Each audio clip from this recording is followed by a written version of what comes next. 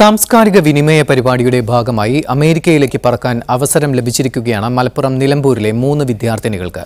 Mambad MES college വിദ്യാർത്ഥികളായ നാദിറ, ഹെന്ന, അഞ്ജിര എന്നിവർക്കാണ് അമേരിക്കയിലെ വിവിധ സ്റ്റേറ്റുകളിലെ ഉന്നത സ്കോളർഷിപ്പ് നേടാനായത്.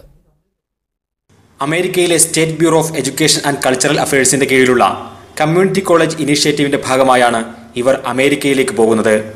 3 പേർക്കും ഇത് പാഠ്യേതര രംഗത്തെ മികവിന് ലഭിച്ച അംഗീകാരമാണ്. അച്ഛൻ മരിച്ചതിന്റെ വേദനയിലും വായനയുടെ ലോകത്തെ കൈവിടാത്ത എടക്കര പാലയമാട്ടിലെ അഞ്ജിതയ്ക്കിത് സന്തോഷത്തിന്റെ യാത്രയാണ്.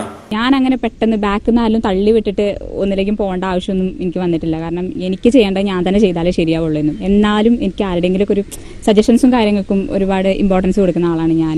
അപ്പോൾ ഇങ്ങനെ ഒരു പ്രോഗ്രാം വന്ന സമയത്ത് നമുക്ക് ഒരുപാട് ലാസ്റ്റ് ടൈം വരെ എനിക്ക് കൺഫ്യൂഷൻ ഉണ്ടായിരുന്നു, വേണോ വേണ്ടേന്നുള്ളത്. അപ്പോഴൊക്കെ എൻ്റെ കൂടെ നിന്നിരുന്നത് എൻ്റെ ഫ്രണ്ട്സാണ്.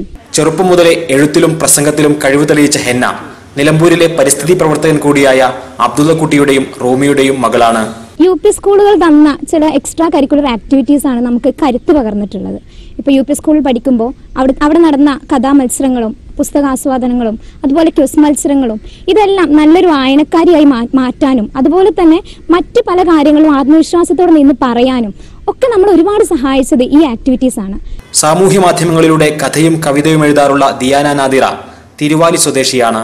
ഇതുപോലുള്ള പ്രോഗ്രാമുകളെ കുറിച്ചും അവസരങ്ങളെക്കുറിച്ചും സ്കോളർഷിപ്പുകളെ കുറിച്ചും എൻ്റെ ചുറ്റുപാടുമുള്ളവർക്ക് കൂടി അതിൻ്റെ ഒരു ഇൻഫർമേഷൻ പാസ് ചെയ്യാൻ എനിക്ക് സാധിക്കുകയാണെങ്കിൽ അതായിരിക്കും ഇതിലൂടെ കിട്ടുന്ന ഏറ്റവും വലിയൊരു ബെനിഫിറ്റ് എന്ന് ഞാൻ വിശ്വസിക്കുകയാണ്. വെള്ളിയാഴ്ച ഇവർ അമേരിക്കയിലേക്ക് തിരിക്കും. മീഡിയ 1 മലപ്പുറം.